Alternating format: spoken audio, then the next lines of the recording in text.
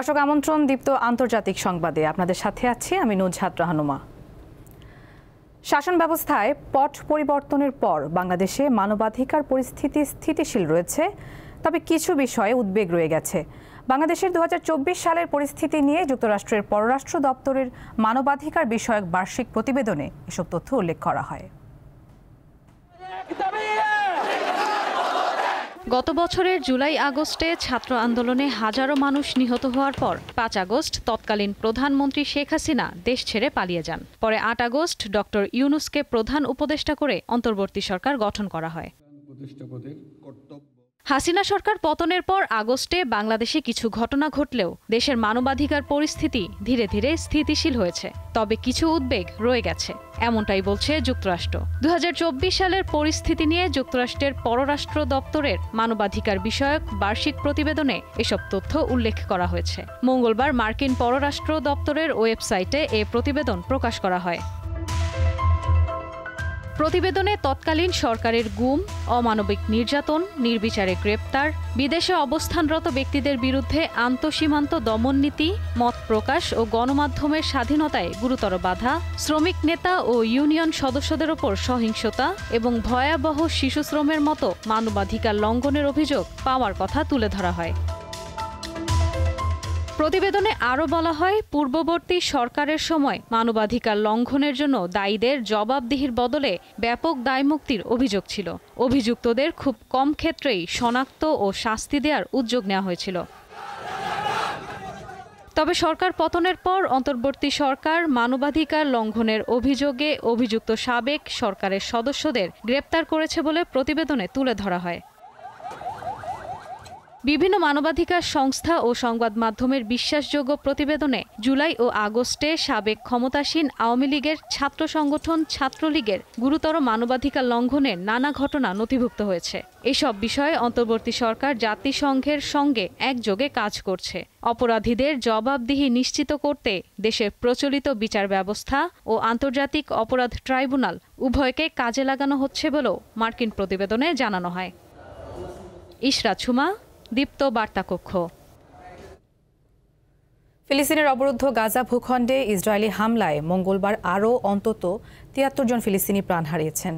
এছাড়া গত ২৪ ঘণ্টায় অনাহারে মৃত্যু হয়েছে কমপক্ষে ৫ জনের, এর মধ্যে ৬ বছর বয়সী এক শিশু রয়েছে, যার ফলে গাজায় যুদ্ধ শুরু হওয়ার পর থেকে অনাহারজনিত মৃত্যুর সংখ্যা বেড়ে ২২৭ জনে দাঁড়িয়েছে, যাদের মধ্যে ১০০ এর বেশি শিশু রয়েছে।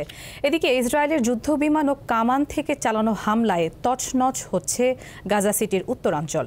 আল জাজিরা জানায়, মঙ্গলবার নিহতদের মধ্যে ১৯ জন ত্রাণ প্রত্যাশীও ছিলেন। এ নিয়ে গত মে মাস থেকে গাজায় নিহত ত্রাণ প্রত্যাশীদের সংখ্যা ১,৮৩৮ জন ছাড়িয়েছে। এর ফলে গাজায় মোট প্রাণহানির সংখ্যা প্রায় ৬১,৬০০ জনে পৌঁছেছে। গাজায় অকল্পনীয় দুর্ভোগের নিন্দা জানিয়েছে ইউরোপীয় ইউনিয়ন, কানাডা, ফ্রান্স ও যুক্তরাজ্য সহ ২৬টি দেশ। যুদ্ধ বিধ্বস্ত অঞ্চলটিতে দুর্ভিক্ষ বন্ধ এবং তা প্রতিরোধের জন্য জরুরি পদক্ষেপ নেওয়ার আহ্বান জানিয়েছে দেশগুলো।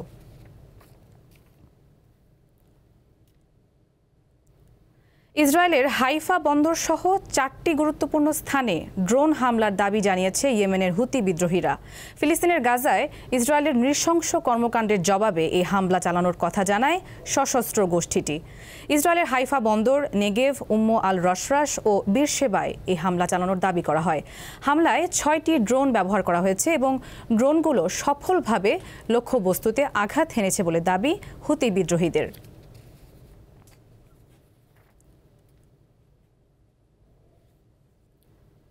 রাশিয়া ও ইসরায়েলের সেনাদের বিরুদ্ধে যৌন সহিংসতার অভিযোগ এনে দেশ দুটিকে সতর্ক বার্তা দিয়েছেন জাতিসংঘের মহাসচিব অ্যান্তোনিও গুতেরেস।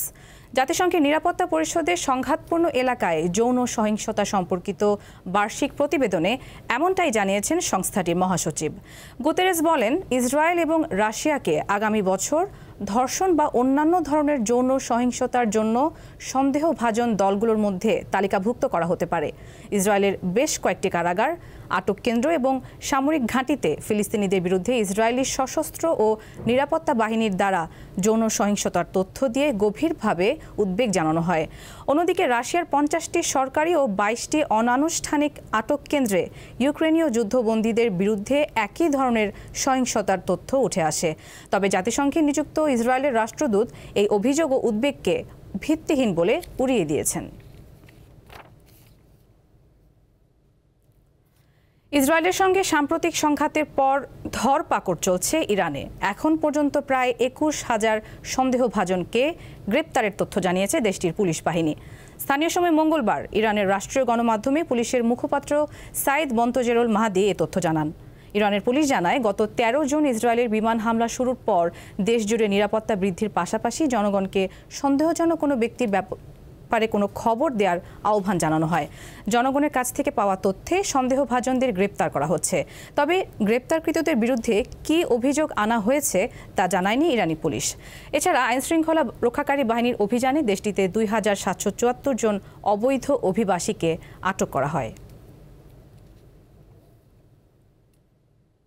দক্ষিণ ইউরোপের বিভিন্ন দেশে তাপপ্রবাহ ও দাবানলে অন্তত 3 জনের মৃত্যু হয়েছে।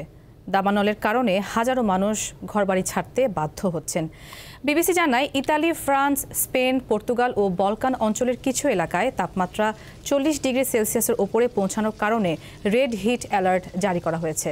স্পেনের আবহাওয়া বিভাগ জানিয়েছে, সেভিয়া ও কর্ডোভার তাপমাত্রা 44 ডিগ্রি সেলসিয়াস পর্যন্ত উঠতে পারে। এর মধ্যে স্পেনের 30টিরও বেশি স্থানে দাবানল ছড়িয়ে পড়েছে এবং প্রবল বাতাসে মাদ্রিদের কাছে ছড়িয়ে পড়া আগুন লোকালয়ে চলে আসায় সেখান থেকে শত শত মানুষকে সরিয়ে নেওয়া হচ্ছে। ইতালিতে রোম, মিলান ও ফ্লোরেন্স সহ অন্তত 10টি শহরে রেড হিট অ্যালার্ট জারি করা হচ্ছে। ফ্রান্সের প্রায় 3/4 এলাকায় একই ধরনের সতর্কতা জারি রয়েছে। প্যারিস অঞ্চলে তাপমাত্রা 36 ডিগ্রি এবং রোম উপত্যকায় 40 ডিগ্রি ছাড়াতে পারে বলে পূর্বাভাস দেওয়া হয়েছে। গ্রিস জুড়ে প্রবল বাতাসের কারণে 150টিরও বেশি দাবানল জ্বলছে।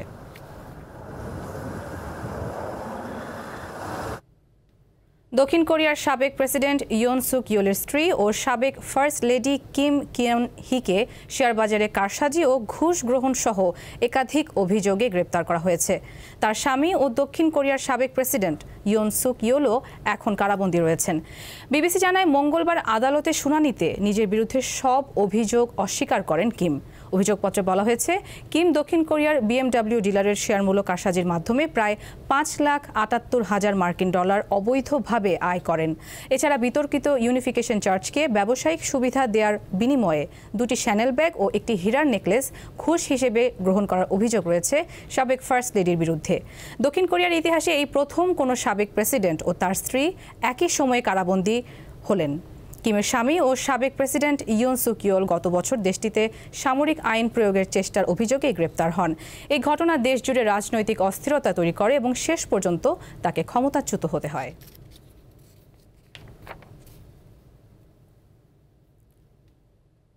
চলতি বছরের শুরু থেকে বিশ্বব্যাপী চিকুনগুনিয়া ভাইরাসে আক্রান্ত হয়েছে প্রায় 2,40,000 মানুষ।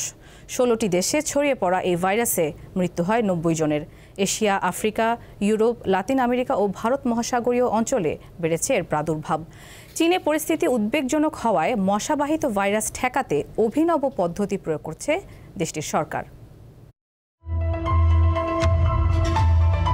এডিস ইজিপ্টি প্রজাতির মশার কামড়ে ছড়ায় চিকুনগুনিয়া। এই একই মশা ডেঙ্গু, ইয়েলো ফিভার ও জিকা ভাইরাসের বাহক হিসেবেও পরিচিত। সাধারণত এই ভাইরাসে আক্রান্ত অধিকাংশ রোগী 1 সপ্তাহের মধ্যেই সুস্থ হয়ে ওঠে। তবে অনেকের শরীরে ব্যথা থাকে দীর্ঘমেয়াদে। ভাইরাসটির কোনো নির্দিষ্ট চিকিৎসা নেই, যদিও মৃত্যুহার তুলনামূলক কম। তবে নবজাতক, বৃদ্ধ ও হৃদরোগ বা ডায়াবেটিস সহ অন্য জটিল রোগে আক্রান্তদের জন্য ভাইরাসটি মারাত্মক ক্ষতিকর হতে পারে। বিশ্ব স্বাস্থ্য সংস্থা জানিয়েছে, 2025 সালের শুরু থেকেই ভারত মহাসাগরীয় অঞ্চলে বড় আকারে চিকুনগুনিয়া ছড়িয়ে পড়েছে। আমেরিকায় চিকুনগুনিয়ার সংক্রমণ সবচেয়ে বেশি। আফ্রিকা ও দক্ষিণ পূর্ব এশিয়ায় চীন সহ বিভিন্ন অংশে ব্যাপক সংক্রমণ দেখা যাচ্ছে। ব্লুমবার্গের প্রতিবেদন অনুসারে জুনের শেষ দিক থেকে চীনের গুয়াংডং প্রদেশে অন্তত 7,000 মানুষ চিকুনগুনিয়ায় আক্রান্ত হয়েছে। 2008 সালে ভাইরাসটি চীনে শনাক্ত হওয়ার পর এটাই সর্ববৃহৎ প্রাদুর্ভাব। তবে চীনা কর্তৃপক্ষ চিকুনগুনিয়া রোধে দ্রুত কঠোর ব্যবস্থা নিয়েছে। মশার প্রজননস্থল চিহ্নিত করতে ব্যবহার করা হচ্ছে ড্রোন। চিহ্নিত এলাকাগুলোর বাসিন্দাদের ঘর বাড়ি ও আশেপাশে জমে থাকা পানির উৎস পরিষ্কার করার নির্দেশ দেওয়া হয়েছে। নির্দেশ না মানলে জরিমানা হতে পারে 10,000 ইউয়ান, যা প্রায় $1,400। চিকুনগুনিয়া ছড়ানো ছোট মশাগুলোকে খেয়ে ফেলতে পারে এমন বড় প্রজাতির মশা বা হাতি মশা ছেড়ে দেওয়া সহ প্রচুর মশা খেকো মাছও ছাড়া হচ্ছে। ফোসান শহরের হ্রদে ইতোমধ্যে ছাড়া হয়েছে 5,000 লার্ভা খেকো মাছ। এইসব নানা পদক্ষেপের মধ্যে ফোসান ভ্রমণ করে আসা মানুষদেরকে 14 দিনের কোয়ারেন্টাইনে থাকার নির্দেশও দেয়া হয়েছে। বিশেষজ্ঞরা বলছেন, বৈশ্বিক উষ্ণতা ও আর্দ্রতার কারণে মশার ব্যাপক বংশ বিস্তারের কারণে ভাইরাসের সংক্রমণ বাড়ছে। লুৎফা ফৌজিয়া, দীপ্ত, বার্তাকক্ষ। তুরস্কের আনাতোলিয়ায় এখন চলছে রোদে কার্পেট শুকানোর মৌসুম। খোলা মাঠে এই কর্মযজ্ঞে অংশ নিচ্ছেন অসংখ্য শ্রমিক। ওই অঞ্চলের কার্পেটের গুণমান এবং নকশার জন্য বিশ্বজুড়ে পরিচিত। শুকনো জমির ওপর বিছানো রঙের ক্যানভাস, প্রতিটি কার্পেট যেন একটি গল্প। যতদূর চোখ যায় ছড়িয়ে আছে রং বেরঙের হাজারো গালিচা। সূর্যের তাপে হাতে বোনা কার্পেটের রং পাকা করার এই পদ্ধতি তুরস্কের অনেক পুরনো ঐতিহ্য। এতে উজ্জ্বলতার পাশাপাশি নকশা হয়ে ওঠে স্পষ্ট ও আকর্ষণীয়। তুরস্কে কার্পেট শুকানোর জন্য মাঠ ব্যবহার করা হয়। পণ্যটি তৈরির পর পরিষ্কার করে রোদে দেয় শ্রমিকরা। এভাবে কার্পেট শুকানো দেশটির এই শিল্পের একটি গুরুত্বপূর্ণ দিক। এখানকার গ্রীষ্মে সূর্যের যে তাপ থাকে তা কার্পেটের রং ধরে রাখার জন্য উপযুক্ত। প্রতি বছর জুন থেকে সেপ্টেম্বর পর্যন্ত গ্রীষ্মকালে চলে গালিচা শুকানোর কাজ। এখানে ইরান, আফগানিস্তান, মলদোভা থেকেও কার্পেট পাঠানো হয়, যাতে রঙের পাশাপাশি বুনন টেকসই করা হয়। এ সময় স্থানীয় ও বিদেশি কার্পেট ব্যবসায়ীরা এখানে এসে আমাদের কাজ দেখে যায়, যা আমাদের স্থানীয় কারিগরদের নতুন অর্ডার পেতে সাহায্য করে, যা এই শিল্পে আরও গতি আনে।